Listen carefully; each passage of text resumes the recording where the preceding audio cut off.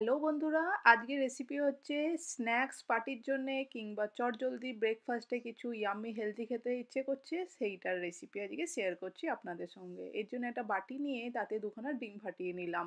ডিমের মধ্যে দিয়ে দিলাম স্বাদ অনুযায়ী নুন, আমি 1/4 স্পুন ব্যবহার করেছি, সামান্য একটু ঝালের জন্য চিলি ফ্লেক্স দিয়ে দিলাম, আর দিয়ে দিলাম এখানে 1 চামচ ভর্তি করে একদম ফাইনলি চপ পেঁয়াজ দিয়ে ভালো করে মিক্স করে ডিমটাকে ফেটিয়ে নিলাম। বন্ধুরা, যদি আমার চ্যানেলে ফার্স্ট টাইম ভিজিট করছেন, চ্যানেল সাবস্ক্রাইব করেননি, রিকোয়েস্ট করছি চ্যানেলটাকে প্লিজ সাবস্ক্রাইব করে পাশে থাকা বেল আইকনটা প্রেস করে দেবেন লেটেস্ট নোটিফিকেশান পাওয়ার জন্যে। এরপরে একটা তাওয়া গরম করে সামান্য একটুখানি অলিভ অয়েল দিয়ে দিলাম। তেলটা গরম হতে তাতে দিয়ে দিচ্ছি আগে থেকে ফ্যাটানো ডিমটা।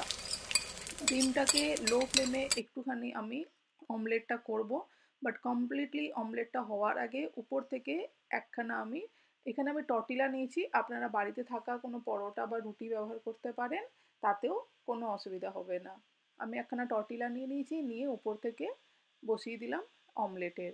এবারে এই দিকটা হালকা হাতে আমি প্রেস করে দিচ্ছি স্প্যাচুলার সাহায্যে, যাতে ডিমটা টর্টিলার মধ্যে ভালো করে স্টিক হয়ে যায়। এবারে হালকা হাতে উল্টে দিলাম, দিয়ে ব্যাক সাইডটাও কুক হতে রাখলাম।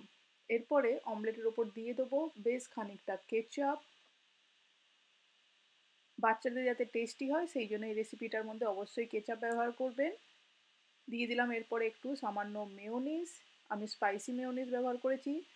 একটা নাইফের সাহায্যে ভালোভাবে স্প্রেড করে দিলাম সসটাকে আর মেয়োনিজটাকে। এরপরে দিয়ে দিলাম একটুখানি সামান্য লেটুস। এরপরে দিয়ে দিচ্ছি, আমার কাছে একটু ফ্রাইড চিকেন ছিল, ফ্রাইড চিকেন ইয়াম্মি বানানোর জন্য আর একটু, আর দিয়ে দিচ্ছি বেশ খানিকটা মজেরেলা চিজ। চিজটা অফকোর্স ব্যবহার করবেন। চিজটা দিলেই কিন্তু আমরা এরপরে যে প্রসেসটা করব, উপর থেকে একটা টর্টিলা রেখে দিচ্ছি চিজটা দেওয়ার জন্য, টর্টিলাটা কিন্তু খুব ভালোভাবে স্টিক হয়ে যাবে আর দিলে টেস্টিও হবে অনেক বেশি, তাই চিজটা অ্যাভয়েড করবেন না কিন্তু।